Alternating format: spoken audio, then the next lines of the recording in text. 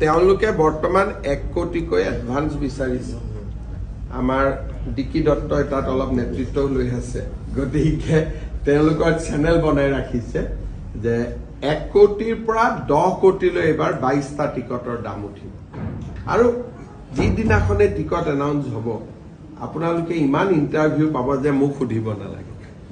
1 কোটি টকা, এতিয়া কেইজনমান ঘৰুৱা কথা ক'ব নাপায়, মই পিছত ব্যক্তিগতভাৱে ক'ম আৰু মই বেছিকৈ কোৱাও বেয়া।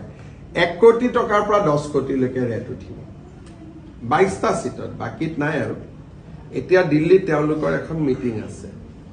মিটিং হলে কি কৰিব লাগে? পাৰ্টিয়ে মানুহখিনিক লৈ যাব লাগে। এতিয়া গৌৰৱ গগৈয়ে কৈছে যে যিবিলাক কেণ্ডিডেট বিলাকে মানুহ লৈ যাব লাগিব। তাৰমানে কেণ্ডিডেটটো সকলো তুমি টিকট দিব নোৱাৰা, এইটো আনএথিকেল হ'ল নে নাই?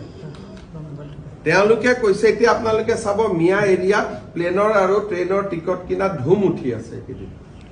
কিহৰ কাৰণে? গৌৰৱ গগৈয়ে কৈছে যে পাৰ্টিয়ে মানুহ নিব 300, প্ৰত্যেক জিলাৰ পৰা 10 জন কৰি, আৰু বাকী 14 তাৰিখৰ মিটিঙত যোনে যাব কেণ্ডিডেট বিলাকে লৈ যাব লাগিব। কিন্তু কেণ্ডিডেট বিলাককতো তুমিতো কেণ্ডিডেট মানে এইটোতো কেণ্ডিডেট নহয়, টিকট বিচৰা কেণ্ডিডেটে, টিকট ইলেকশ্যনৰ কেণ্ডিডেট এজনে হ'ব। বাকী কেইজনে কি কৰিব? বাকী কেইজনৰতো পইচা এনেই যাব।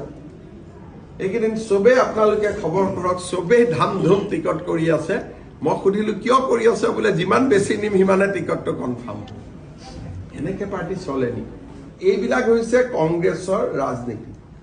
আৰু মই ভিতৰৰ কথাখিনি গম পাই যাওঁ, ক'লে আকৌ ইনকুৱাৰী লগাই দিয়ে কেনেকে গম পালে, কি গম পালে।